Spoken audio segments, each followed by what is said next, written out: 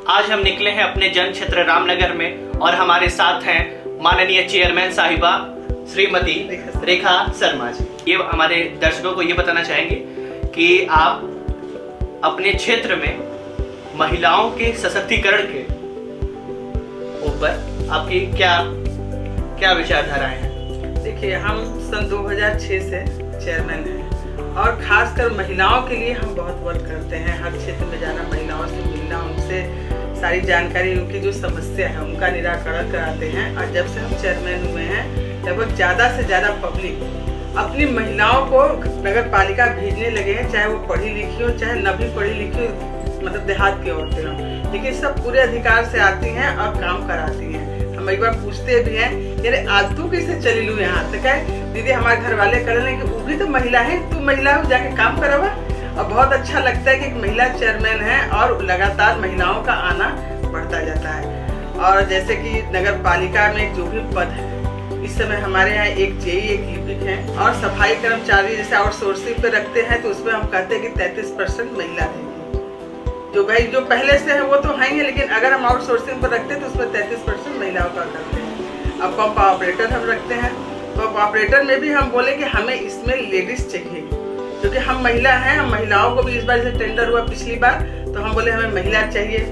जो थे हमारे यहाँ का आउटसोर्सिंग के ठेकेदार, तो जितने सब वहाँ सभासद थे या स्टाफ थे, सभी हमको देख के हंसने लगे। मतलब हमें बहुत आश्चर्य लगा, मतलब हम कुछ ऐसा बात कह दिए कि लोग देख के हमको हंस रहे हैं। हम पे क्या हो गया? तो कहे कि महिला लोग पंप चलाएंगे। हम कह रहे हैं इसमें क्या बात है? जब महिला हवाई जहाज चला सकती है, महिला ट्रक चला सकती है, महिला ट्रेन चला सकती है, महिला घर चला सकती है, तो ये बटन दबाने में क्या हुआ है?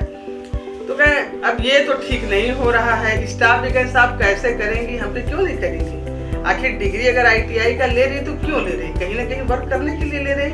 और हम खोजना स्टार्ट किए और सभी रामनगर में जितने सभासद थे पब्लिक से कहते थे कि भाई जो भी लड़की हो या औरत हो, 40-45 साल की भी होंगी, अगर ITI की है तो हम उनको रखेंगे। हमको 2 महिला मिली, एक महिला एक लड़की मिली जो ITI या एक पॉलिटेक्निक की हुई थी, और दोनों को हम नगर पालिका में लगाएं। बस इतना आदेश कर दिए कि कहीं एकांत एरिया में पंप चलाने के लिए इनको मत रखिएगा और नाइट ड्यूटी में मत रखिएगा। और सब पंप चला रही है, कभी कोई कंप्लेंट नहीं है एकदम, मतलब जितना पंक्चुअल टाइम की महिलाएं हैं शायद जेंट्स उतने नहीं है। तो ये जो हमारे पुरखों से चली आ रही है कि महिला जो है वो घर संभाले और जो पुरुष है वो पैसे कमाते, तो आपके विषय में मैं बताना चाहूंगा अपने व्यूअर को कि माननीय चेयरमैन साहिबा 3 टर्म से लगातार चेयरमैन के पद पे विराजमान है और अपने कार्य क्षेत्रों से ये यहाँ के जनता को इतना प्रभावित की है कि इन्हें पार्टी के आला कमान के द्वारा यह सूचना आई है कि आपको इस बार कैंट विधानसभा से विधायक के सीट के लिए आपका नाम लिस्ट में चल रहा है। तो अभी इस विषय में तो ज्यादा बात नहीं करेंगे क्योंकि अभी सीट कंफर्म नहीं हुई है। फिर भी आइए हम इनके व्यक्तित्व के बारे में जानते हैं। तो माननीय चेयरमैन जी, आपने जैसे बताया कि महिलाओं का जो भागीदारिता है पालिका में, वह दिन प्रतिदिन आपके द्वारा बढ़ाया जा रहा है। और जो महिलाओं का काम है, जैसे कि आपने बताया कि उनकी कोई ऐसे सुनसान या फिर ऐसे कोई संदिग्ध क्षेत्र में उनको ना अपॉइंट किया जाए कि उनको समस्या आए। और ये बताइए कि पालिका में आपके कितनी महिलाएं सभासदी के चुनाव लड़ी और कितनी उसमें विजय हासिल करके आपका जो नगर पालिका है उसमें अपना कार्य? हमारे 9 महिलाएं हैं सब। तो 9 महिलाएं हैं और उन 9 महिलाओं के द्वारा क्या और भी जो महिलाएं हैं रामनगर के क्षेत्र में उनको जागरूक किया जा रहा है? ऐसा कोई अवेयरनेस प्रोग्राम चलाया जा रहा है आपके द्वारा? देखिए, नगर पालिका से तो ऐसा कोई प्रोग्राम सरकारी नहीं है जो चलाए जा सके, लेकिन हाँ समय समय पर जैसे आंगनबाड़ी वाली हैं, गोद भराई का रस्म होता है और कुछ होता है, तो वहाँ हमारी महिला सभासद जाती हैं और लोगों को जागरूक करती हैं। हमें चीफ गेस्ट के रूप में बुलाया जाता है, लोगों को जागरूक करते हैं। अगर बात करें कि महिलाओं के अवेयरनेस की, महिलाओं के सशक्तिकरण की और महिलाओं के उनके परिवार में एक मुखिया और एक नेतृत्व करने वाला जो उनका छवि होता है, इसे आपने बहुत ही कुशल तरीके से दिखाया है। आप 3 बार से पालिका की अध्यक्ष हैं, तो कहीं ना कहीं आपको ये पता होगा कि महिलाओं का जो शोषण हो रहा है उसके विरुद्ध क्या कदम उठाया जा सकता है। देखिए, महिलाएं जैसे हम 3 बार चेयरमैन हुए, पहली बार तो अच्छा था महिला के लिए, लेकिन अभी जैसे लास्ट बार चुनाव लड़े उसमें 13 पुरुष थे, उसमें हम महिला अकेले थे। महिलाएं क्या कुछ नहीं कर सकती हैं। अगर घर में जैसे जेंट्स से पति हैं तो ठीक है, घर चलाते हैं, लेकिन जब ऑफिस जाते हैं तो पूरी तरह से महिला ही देखती हैं। और जहाँ कहना नहीं चाहिए, अगर पुरुष का देहांत हो जाता है, कोई गार्जियन नहीं है, तो क्या महिला घर नहीं चला रही है? महिला जा रही है, तमाम फैक्ट्रियां हैं जहाँ काम कर रही हैं, वहाँ काम करके आके घर भी काम कर रही है, अपने बच्चों को देख रही, अब पढ़ा लिखा के अच्छा इंसान बना रही, किसी न किसी पद पे बैठा रही है। तो ये सिर्फ हम लोग के दिमागों का फजूल है कि महिलाएं कुछ नहीं कर सकती। महिला बहुत कुछ कर सकती है, सिर्फ आप लोगों का सहयोग चाहिए। और अब जो समय आ रहा है उसमें सब पुरुष सहयोग कर भी रहे। अभी देखिए, जितने भी लड़के हैं जो यंग एज के हैं, पॉलिटेक्निक करें या मेडिकल में कहीं भी हैं, उनसे आप पूछे तो वर्किंग महिला ही चाहते हैं। लड़कियों की शादी अगर देखने भी गए, कहीं भाई हमें जॉब वाली लड़की चाहिए, या फिर कोई ऐसा डिप्लोमा किए जो मेरे कदम से कदम मेरे साथ चल सके। तो अब समय बहुत बदल चुका है। जैसा प्रियंका दीदी भी नारा दिए, लड़की हूँ लड़ सकती हूँ। आप देखते होंगे पूरा उत्तर प्रदेश के लिए ये नारा था, लेकिन पूरे इंडिया में ये गूंज रहा है, लड़की हूँ लड़ सकती हूँ, जिसका इफेक्ट हर जगह दिख रहा है। तो जैसा आपने बताया कि आपके जो पार्टी की आला कमान है और जो इस समय यूपी की अध्यक्ष हैं प्रियंका गांधी वाड्रा, उनके द्वारा जो एक मुहिम है जो चलाया जा रहा है कि लड़की हूँ लड़ सकती हूँ, तो इसी के संदर्भ में क्या प्रगति है कि अगर लड़की है, अगर उसकी शादी हुई और उसके जो ससुराल पक्ष है उसको प्रताड़ित कर रहे हैं, ऐसा कोई सूचना मिलने पे आपका क्या कार्रवाई होता है? भाई, अगर ऐसा कोई सूचना मिलता है, पहले तो हम उनको बुलाते हैं, समझाते हैं, बातचीत करते हैं, भाई क्या मामला है। लड़की को भी हमारे अक्सर संडे को देखेंगे तो यही केस आता है कि लड़की लड़का में पट नहीं रहा, या 3-3 बच्चे की मम्मी है, किसी कारण पर अलगाव है, 2-2 3-3 साल से अलग रहते हैं। तो हम लोग दोनों पक्ष को पहले बुला कर बैठा के समझाते हैं। पहले लड़की की पूरी बात सुनते हैं, बहू की कि क्या मामला है, कैसे। फिर लड़के वाले को भी अलग बुलाते हैं, उनसे सारी चीज पूछते हैं। फिर संडे को उन लोगों को बुला लेते हैं, दोनों पक्ष को, कुछ 2-4 लोग इधर से उधर से आके बैठ के बातचीत करते हैं। अब पूरा प्रयास यही रहता है कि अगर कुछ थोड़ा इधर उधर हुआ है तो आप लोग अपना तो नहीं, बच्चों का भविष्य देख के आप लोग एक साथ जुड़िए और रहिए। अब सक्सेस भी हुए हैं लोग। उन लोगों को बाद में ये लगा कि नहीं, कहीं ना कहीं से हम लोग में गलत फहमी थी, ऐसा हो गया। मैडम आप बहुत अच्छा कि एक परिवार बिखरने से बचा। आप इतने दिनों से इस गरिमा में पद पे बैठी हुई है, आपका जो एक्सपीरियंस है ये साझा कीजिए कि कहीं जो आपकी सास है या फिर जो ननद है, और वो जो घर का होता है पूरा माहौल अच्छा खासा, तो कभी आपकी सास ने आपसे कहा हो कि बहू 1 कप चाय लाओ और पालिका का मीटिंग, तो उस समय आपका क्या रहता है? देखिए, अब ये थोड़ी सी लंबी बात हो जाएगी, हम अपनी बात पूरी बताते हैं। हम रामनगर की बेटी हैं जी। हम अपने पापा की 3 लड़कियां हैं।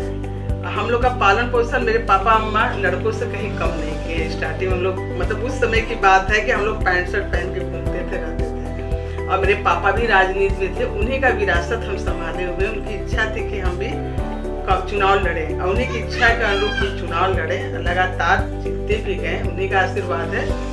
रामनगर से जब हम इंटर पास किए, उसी से मेरी माँ का डेथ हो गया। मेरे पापा थे, मेरी बड़ी दीदी की भी शादी हो गई थी, हम 2 बहनें थे।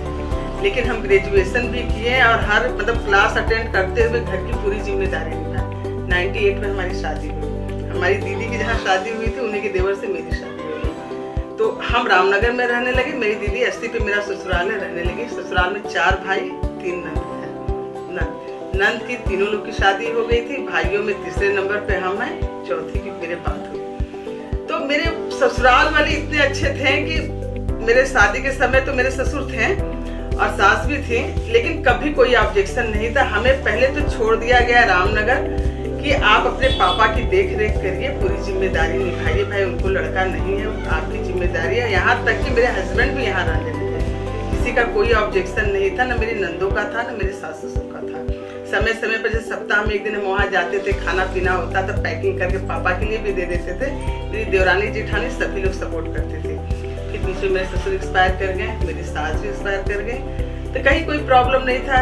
इवन मेरे पति भी, उनका भी झुकाव था। जैसे पहला चुनाव था तो जब मेरे पापा बोले चुनाव लड़ने के लिए तो हम इनकार कर दिए। मेरा बहुत राजनीति में इंटरेस्ट नहीं था, तो मेरे पति ही हमको समझाया कि पापा की अगर इच्छा है तो आपको लड़ना चाहिए। अगर लड़का रहता तो वो उनके इस सोच को आगे करता, आप चुनाव लड़िए। तो फिर हमको ये बात कहीं से लगा और हम फिर तुरंत हाँ बोले। और लगातार मेरे पति का सपोर्ट हमेशा रहता है। अगर हम बैक भी होना चाहते हैं तो वो कहते हैं कि नहीं, ये जिम्मेदारी है, करना चाहिए, और भरपूर मेरा सहयोग देते हैं। यहाँ तक कि घर में अगर हम लेट से आए, खाना का भी प्रॉब्लम होता है, फटाफट सब्जी काटते हैं, कहते हैं तू आटा साना, रोटी बेलते वो सेक देते, इधर सब्जी बन जाता है। मेरा पूरा सपोर्ट फैमिली का, अब बच्चों का भी। 1 महीना का मेरा लड़का था सन 2000 में, तब हम पहला चुनाव लड़े थे सभासदी का। जी आज मेरा लड़का 21 साल का हो गया, जॉब लग गया।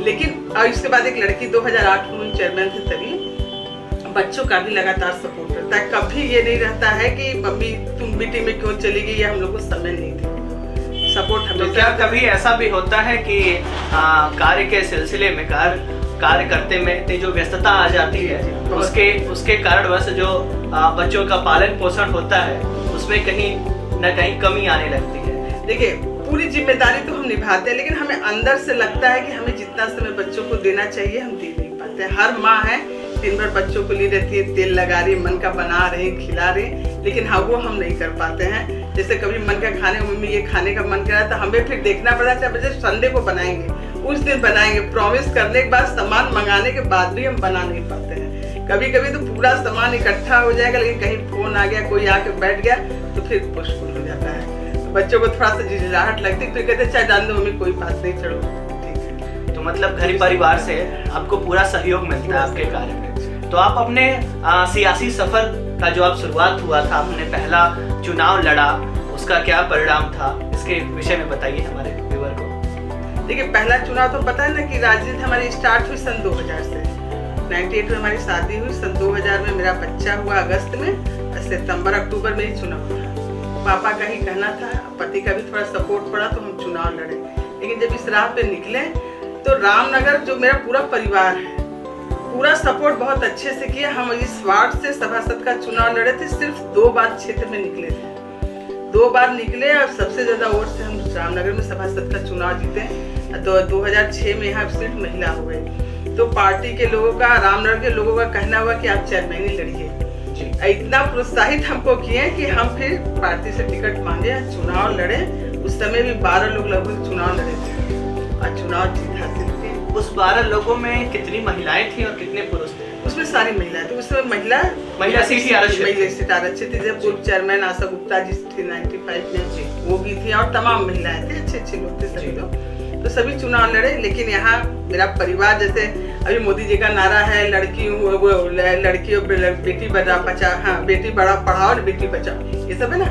लेकिन रामनगर के लोग बेटी को हमेशा सर पे बिठा के रखे हैं। मैं रामनगर की बेटी हूँ, लेकिन हर परिवार में आप पूछे तो हम कहीं से दूर नहीं है। और चाहे कोई त्योहार पड़े भी, जैसे मान लीजिए खिचड़ी पड़ा, हम अपने घर में दाना नहीं मंगाएंगे, लेकिन मेरा मायका इतना रामनगर में है कि सब लोग खिचड़ी ला के पहुँचा दे। इसलिए कोई भी त्योहार पड़ेगा तो हमें लगता ही नहीं कि हम घर में ये काम नहीं किए। इतना लोग सपोर्ट करते हैं, अब पैक कर करके देते हैं कि जानते हैं कि मेरी बेटी फील्ड में निकली है, काम कर रही है, किस समय नहीं दे पा रही, हमको ये करना चाहिए। तो जी, जैसा कि आपने बताया कि यहाँ की जो जनता है आपको सिर आंखों पे बिठा के रखती है। आज विधानसभा के लिए भी अगर हम अप्लाई किए हैं जी, तो जब तीसरी बार हम चुनाव जीते तो एक लाइन से सभी का ये कहना था, पेपर में भी आया था कि अब अगली बार आप विधानसभा लड़िएगा। अभी भी थोड़ा टिकट में इधर उधर हो रहा है, लेकिन सभी को ये है कि आप किसी भी तरह नहीं मिलता तो आप निर्दल चुनाव लड़िए, लेकिन लड़िए जी, हर तरह से।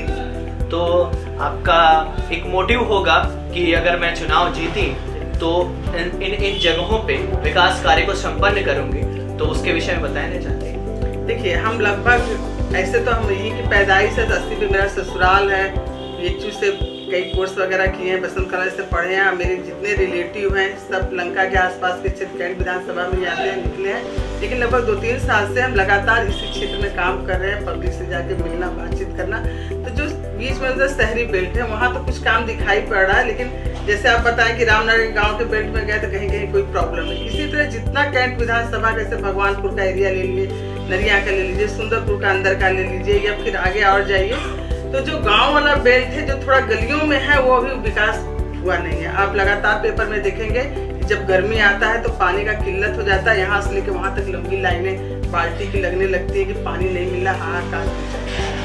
तो इसी सब मुद्दे को देकर हम चुनाव में उतरेंगे और जो लोगों की सामान्य जो मांगे हैं, जो विकास अधूरा, जो सामान्य चीजें, उसको हम पूरा करेंगे। और प्रियंका दीदी का जैसा है कि लड़की लड़ सकती के अंदर में जितना 7-8 पॉइंट है उस पर वर्क होगा ही, और आगे सारा कुछ होगा। तो जी हाँ, तो काशी का ये पावन धरती है और इसी पावन धरती का एक अभिन्न अंग है रामनगर, जो कि काशी से बस एक मात्र गंगा, एक पुल जो हमारी गंगा माँ है, बस उसी से अलगाव आता है। एक साइड कहें तो घाटों का मंजर है और दूसरे साइड कहें तो अभी भी विकास की जो मार्ग है वो धीमी है। शायद कुछ समय पहले यहाँ पे कछुआ सेंचुरी हुआ करता था, जो कि हाल ही में उसको वहां से मूव ऑन अगले जगह पर हस्तांतरित किया गया है। तो वहां के विकास कार्य का क्या विवरण है?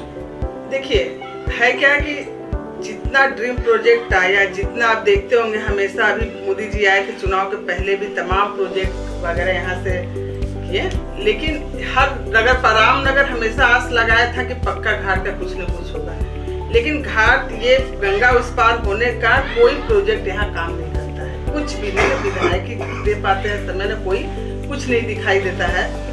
तो इसी तरह यह छूता हुआ है। हमें लोग को लगा कि यहाँ पे मुख्यमंत्री, प्रधानमंत्री आए, हम लोगों को भी सौभाग्य की बात थी, और इसी गंगा किनारे से आए तो हम लोग को लगा कि पूरे, हमको क्या, पूरे रामनगर वालों को लगा कि अब घाट बन जाएगा, लेकिन वो आखिरी घोषणा तक होगी, आज तक कहीं ना कोई निशान नहीं था। वही चीज, चौका उखड़वा, इंटरलॉकिंग लगवा दो, बस। आपका जो ये 5 साल का जो ये तीसरा टर्म है, तीसरा कार्यकाल चल रहा है, अपने कुछ अचीवमेंट जो आपकी प्राप्ति हुई है उसके विषय में बताइए।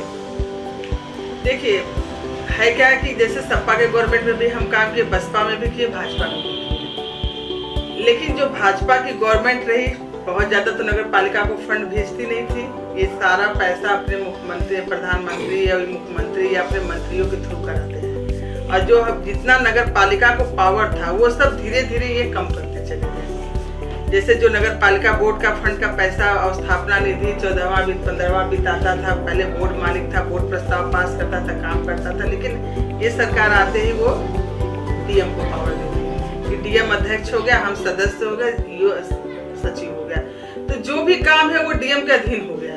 अगर हमें कुछ भी करना है तो बिना डीएम के परमिशन लिए, उनके क्या पहले हम लोग देते हैं, फिर वो मीटिंग बुलाते हैं, उस मीटिंग में पास होगा, फिर विज्ञापन वगैरह होता, तो सारी प्रक्रिया इतना लिंगर कर दी गई कि काम तो कुछ समझ नहीं हो पाता है, सिर्फ दिखावा ही होता है कि टीवी लगवा दीजिए, आवास वाले लोग आ रहे हैं, मोदी जी बोलेंगे, संबोधित करेंगे, सुने, तो योगी जी संबोधित करेंगे, सुने।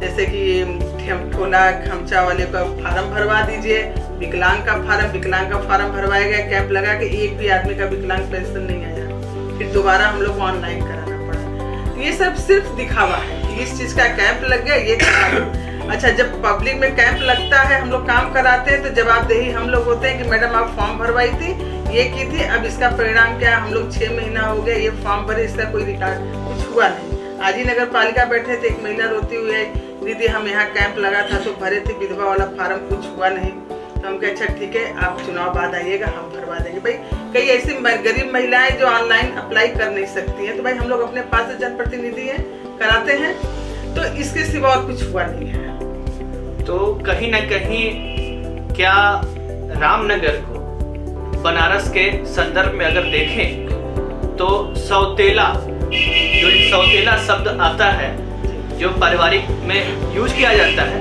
ये कहीं सौतेला व्यवहार तो नहीं हो रहा? बिल्कुल हो रहा है, सौतेला व्यवहार हो रहा है। और क्यों हो रहा है? अब कहा क्या जाए, यहाँ तो मंत्री भी आए हैं, मुख्यमंत्री भी आए, प्रधानमंत्री भी आए हैं, लेकिन वो कारण क्या है? हो सकता है हम कांग्रेसी हो इसीलिए हो, हम कांग्रेसी इसीलिए हो। लेकिन देखिए, ये लोकतंत्र है, पब्लिक किसी को भी चुनाव में लड़ा के जिता सकता है, लोकतंत्र है, जिता सकता है। जो सरकार का काम है वो पब्लिक के लिए है, न कि नेता के लिए है। जो भी सुख सुविधा हम अपने घर में नहीं रखते हैं वो पब्लिक का रहता है। और यहाँ ज्यादा सभासद भाजपा के ही जीते हैं। यहाँ एमएलसी साहब भी हैं, भाई विधायक जी भी यहाँ से वोट पाते रहते हैं। अच्छा, तो कहीं ना कहीं से सिर्फ चेयरमैन का सिर्फ कांग्रेस के पाले में आता है और सारा भाजपा में अगर जाता है तो इन लोगों का कर्तव्य बनता है कि पब्लिक के लिए काम करें। लेकिन रामनगर में वो दिखाई कहीं से नहीं देता है। हाँ, जब से हम अप्लाई कांग्रेस में किए हैं तब से कुछ रिस्पांस मिल रहा है कि विधायक जी का नाम, उसके बारे में कुछ नहीं कहेंगे जी। तो विधायक जी अगर कहें तो उनके माइंड में ये बात आ गई कि अब बदलाव हो सकता है। अब जो मेरी सिटिंग पोजीशन है, अब ये तो आप पब्लिक से ही जान सकते हैं भाई। मैं जब पब्लिक व्यू लेने के लिए रामनगर के मार्केट में उतरा तब वहाँ के लोग कह रहे थे कि शादी ब्याह में जब मैं बुलाता हूँ विधायक जी को जरूर आते हैं, और इस समय मैं अगर एक कार्ड भी भेज दूं तो विधायक जी तुरंत आ जाते हैं। परंतु जब मेरी समस्याएं होती हैं और हम बहुत ही विकट परिस्थिति में रहते हैं, अपनी स्थिति को बयान नहीं कर पाते, अगर उस दरमियान हम विधायक जी के समक्ष जाते हैं तो उनका रिस्पांस जो होता है वो हमें नहीं मिल पाता। और दूसरी बात कि शुभ कार्यों में विधायक जी ज्यादा समाहित होते हैं, ज्यादा वो बढ़ चढ़ के भागीदारिता अपनी निभाते हैं, पर वही जब काम का पेचीदा हो तो अपना जी चुराते हैं। खैर, ये तो उनकी विचारधाराएं हैं। हम अपनी बातों को जारी रखते हैं और पूछते हैं चेयरमैन साहिबा से कि ये जो अभी हाल ही में कुछ समय पहले ही सरकार के द्वारा चौराहे पे कैमरेस लगाए गए थे और यहाँ के जो रामनगर की प्रसिद्ध रामलीला होती है उसी के संदर्भ में शायद उसको हटा दिया गया। तो उसका जो जगह था, जो उसका सेटिंग जगह था जो वहाँ के लगाने वाला था, तो क्यों नहीं उसको एक निर्धारित जगह दी गई? ऐसा क्या समस्या था कि जिसकी वजह से लगाया गया फिर उसको निकाला गया? जो जनता का पैसा था, जो टैक्स पेयर का हमारे जो पैसा था, उसे इस्तेमाल किया गया और उसे बर्बाद किया गया। देखिए, ये जो भी योजना आती है वो नगर पालिका से, कायदे से तो नगर पालिका क्षेत्र है और नगर पालिका से बिना परमिशन का इस क्षेत्र में काम नहीं होना चाहिए। लेकिन इस सरकार में ऐसा है कि नगर पालिका से कोई मतलब नहीं रहता है। एनओसी वगैरह जो भी लेना रहता है वो ऊपर शासन, ये प्रशासनिक स्तर से लोग लेके चले जाते हैं। तो ये जो भी मैटर है कैमरा लगाने वाला, तो नगर पालिका से परमिशन लिया गया, न कोई नगर पालिका का हस्तक्षेप रहा, न नगर पालिका की जानकारी में रहा। लोग आए, लगाए, जो भी ऑब्जेक्शन हुआ निकाल के लेते गए। तो एकदम डिक्टेटरशिप वाली बात है ना कि भाई हमारी सरकार है, हम जो चाहे करेंगे, किसी की कोई जरूरत नहीं है, न किसी की परामर्श लेने की जरूरत है। इसी हिसाब से काम चलता है। तो वो उन लोग की मनमानी है, वो लगाए क्यों और निकाले क्यों, वो उन्हीं लोग जान सकते हैं, सत्ता वाले लोग। तो ये तो सत्ता पक्ष से भी प्रश्न किया जाएगा। हाँ, वो लगाए क्यों, निकाले क्यों? भाई उनकी सत्ता है, उनकी सरकार केंद्र में है, राज्य में है। अब बनारस के पूरे विधायक भाजपा के हैं, मंत्री हमारे भाजपा के हैं जी। तो अगर ये कैमरा लगा तो सड़क पे ही तो लगा था, किसी के घर पे, किसी की बिल्डिंग में तो नहीं लगा था। जी। सरकार की सड़क है जी। तो उसमें ऑब्जेक्शन कौन कर दिया? इतना कौन सी कमजोरी हो गई भाई? नोटबंदी की, इतना विरोध हुआ, वापस तो नहीं किए। तमाम मुद्दे ऐसे है कि जो लोग लाते हैं और पब्लिक विरोध करता है, कहीं कुछ नहीं होता है। तो आखिर ये कैमरा में कौन सा ऐसा? हमें तो नहीं लगता है कि कोई ऐसा धरना हुआ हो, चाहे पेपर में निकला हो कि लोग विरोध करें, वो कैसे निकल गया जी। तो वो उन्हीं लोग जाने कि वो क्यों लगा, क्यों निकला। क्योंकि मोदी जी को अगर बात करें उनके संदर्भ में, तो ये उनका संसदीय क्षेत्र भी है और वो अपने अगर देश पटल की दृष्टि से देखें तो वो अपने फैसले, अपने कड़े फैसलों के लिए बहुत ही प्रख्यात। आप बताइए, अभी एक छोटी सी बात करते हैं। रामनगर कमाची हाल के बगल में कोयला मंडी खुला जी। कोयला मंडी खुला है, लगातार नगर पालिका से लेटर जाता है, यहाँ की पब्लिक विरोध करती है, धरना देती है, सत्ता के लोग वहाँ नंगा नाच करते हैं, कपड़ा उतार के पानी बरसने में विरोध करते हैं जी। उसको थोड़े दिन के लिए बंद कर दिया गया, फिर चला दिया गया। क्या ये सरकार को नहीं दिख रहा है कि रामनगर जहाँ पीएससी है, पीएससी की चारमारी है, बगल में पीएससी है, फॉरेस्ट ऑफिस है, वहीं आप कोयला डंप करा रहे हैं। हमारे जो नौजवान है पीएससी की, उनकी क्या स्थिति होगी? वहीं वो परेड करते हैं, वहीं वो वॉक करते हैं। रामनगर की लोकल जनता, जितनी भी बस वरिष्ठ नागरिक में है या बच्चे हैं, वहीं जाके महिलाएं टहलती हैं और वही महिला वहाँ खुल गया कोयला मंडी, क्या और कहीं जगह नहीं थी क्या? जब ये कोयला मंडी खुल रही थी तो पालिका की तरफ से एनओसी लिया गया था? कोई एनओसी नहीं लिया गया। हम बताएं ना आपको, पूरी डिक्टेटरशिप है, मतलब हर चीज अधिकारों का हनन हो रहा है, आप कहीं कुछ बोल नहीं सकते हैं, लोकतंत्र ना। तो इसके खिलाफ में पालिका ने क्या किया, कोई कड़ा कदम उठाया? लगातार शासन प्रशासन को लेटर लिखकर या डीएम से मिलकर अवगत कराया गया है कि यहाँ स्वास्थ्य को लेकर ऐसे ऐसे यहाँ ये चीज है। आज फॉरेस्ट ऑफिस से भी बात हुआ, पीएससी से भी बात हुआ, उन लोग भी लेटर वेटर जारी किए, लेकिन कहीं कोई सुनवाई नहीं है। तो अगर कहें कि जो यहाँ की चुनी गई पालिका है, इसकी बातें को दबाना और अपना जो फैसला है उसे थोपना कहीं भारी न पड़ जाए नेताजी? अब देखिए ना, हमें तो लगता है पालिका क्या है, हमारे एमएलसी साहब हैं, रामनगर के ही हैं, क्या उनको वो अच्छा लगता होगा? माननीय विधायक जी हैं, क्या उनको भले वो आवाज नहीं उठा रहे, लेकिन उन लोग को भी नहीं अच्छा लगता होगा, लेकिन शायद हमें लगता है उन लोग की भी सुनवाई नहीं है। तो कोई कुछ बोल नहीं रहा है तो हो सकता है कि उनकी भी सुनवाई नहीं है। अगर तो हमें तो नहीं लगता है कि कोई जनप्रतिनिधि ऐसा होगा कि जो पब्लिक के लिए न खड़ा हो। जी, इतना बड़ा कोयला मंडी, भाई यहाँ के जो नामनित सदस्य थे और भाजपा के जो चुने हुए सभासद आए थे, वो पानी बरसने में कपड़ा उतार के नंगा नाच कर रहे थे बंद कराने के लिए, तभी वो बंद हुआ। जी, तो जब सभासद को दिख रहा है तो क्या हमारे एमएलसी साहब को नहीं दिखता होगा? ये विधायक जी भी शायद उनकी सुनवाई नहीं हो रही, इसीलिए वो ओपन रूप से नहीं कह पा रहे कि भाई बेइज्जती हमारी होगी, कि सरकार हमारी ये सुन नहीं रहा, इसलिए वो शांत बैठे होंगे।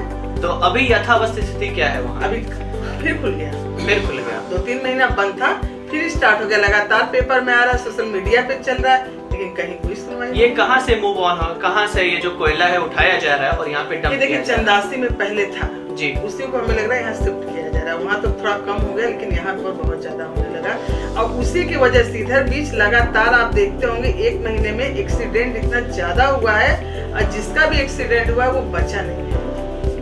कम एज के आदमी का, औरतों का एक्सीडेंट हुआ है, और कहा जा रहा है यही कि जो वो डस्ट उड़ रहा है पूरा, जैसे जब गिरता है कोयला राख वो, तो पूरा धुआं सा हो जा रहा है कि लोगों के आंख में अजीब ढंग का हो रहा है। एक्सीडेंट होने का वही कारण है, लोग बाइक से जा रहे हैं, कहीं ना कहीं आंख धूल में कण जा रहा है, जिससे लोग परेशान है, एक्सीडेंट हो रहा है। तो अगर अभी सरकार को, प्रशासनिक अधिकारी को नहीं दिखेगा तो कब दिखेगा? जी, तो अगर वहाँ की बात करें तो वहाँ पे पीएससी का ग्राउंड है, और वहाँ पे पीएससी का ही चारमारी ग्राउंड है, जहाँ पे ट्रेनिंग पीएससी के जो नए नौजवान जो नए नौजवान की भर्ती होती है, वहाँ पे ट्रेनिंग चलता है, और जो तैयारी करते हैं, जो फोर्स वगैरह में जाने की तैयारी करते हैं, वो भी वहीं पे अपना अभ्यास करते हैं। परंतु इन सब बातों का संज्ञान लेते हुए भी सरकार अपने फैसले को वापस नहीं ले रही है। तो दूसरे अगले प्रश्न पे आते हैं कि आपका कार्यकाल चल रहा है, अच्छा चल रहा है, तो सर्वप्रथम आपके मन में या फिर आपके पार्टी की तरफ से किसने ये इस बात को उठाया कि आपको अब अपने पद से एक और पद ऊंचा, जो आपका कार्य क्षेत्र है, उसे और विस्तृत करना चाहिए? देखिए, ये बीज बोने वाली तो हमारा परिवार है जी, रामनगर का परिवार है। जब 3rd टाइम हम चेयरमैन हुए और लोग बधाई देने आए, उसी समय से स्टार्ट करिए कि दीदी अब आप आगे बढ़िए जी, अब हम लोग को अधिकार और चाहिए, आप आगे बढ़िए। इसी तरह मेरा ससुराल है 80 पे, और मेरी जितनी फ्रेंड सर्किल है सारे सामने घाट या कहीं ना कहीं महमूदगंज, तुलसीपुर इधर है, तो जहाँ जाते थे लोग कहते थे कि देखिए अब आप आगे आइए, आप रामनगर का बहुत कर चुकी, आप जैसे लोगों की हम लोगों को जरूरत है, आप आगे आइए, संघर्ष हमेशा करती हैं। तमाम लोग ऐसे मिले जो कहते चले गए। फिर आला कमान भी हमारी पार्टी की, बहुत तो हम शेयर नहीं कर सकते, लेकिन हमें खुद बुला के बोले चुनाव की आप तैयारी करिए, हम आपको टिकट देंगे। अभी किसी कारणों से शायद कुछ डिले हो रहा है, लेकिन हमें पूरा विश्वास है कि टिकट नहीं मिलेगा और हम चुनाव लड़ेंगे। तो क्योंकि पार्टी भी हमें बहुत, ये लड़की हूँ लड़ सकती हूँ नारा के पहले ही हमें बुला के कहा गया, तो हम पार्टी के भी शुक्रगुजार रहेंगे कि जहाँ तीसरी बार मेरी टिकट छीनी, वहीं चौथी बार हमको खुद बुला के विधानसभा लड़ने के लिए कह रहे हैं, तो हमारे लिए कम नहीं है जी। तो आपसे बातें करके बहुत अच्छा लगा। अगर आपके जैसा ही कुशल नेतृत्व हमारे समाज को, हमारे क्षेत्र को और हमारे जन प्रतिनिधित्व को मिलता रहेगा, तो जरूर ये भारत विश्व गुरु बनने से देर नहीं लगेगा। हमारे साथ बातचीत में और भी यहाँ के जो शीर्ष नेतृत्व में अपना सहयोग दे रहे हैं वो लोग भी जुड़े, अपनी बातें रखें और साथ साथ जो विकास का मार्ग है वह कैसा हो, विकास के मार्ग पे किसी एक व्यक्ति का ही हक ना हो, विकास पे हम सबका अधिकार है।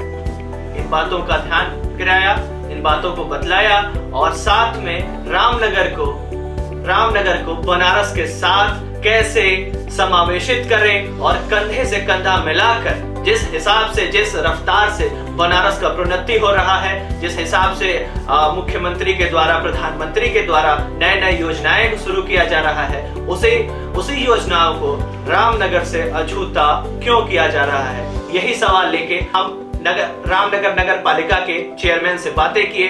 अब यहाँ के जो शीर्ष नेतृत्व पे और भी लोग बैठे हैं उनके साथ भी बातें करेंगे। जुड़े रहिए, देखते रहिए VFL न्यूज इंडिया, धरातल से उठिए बुलंद आवाज।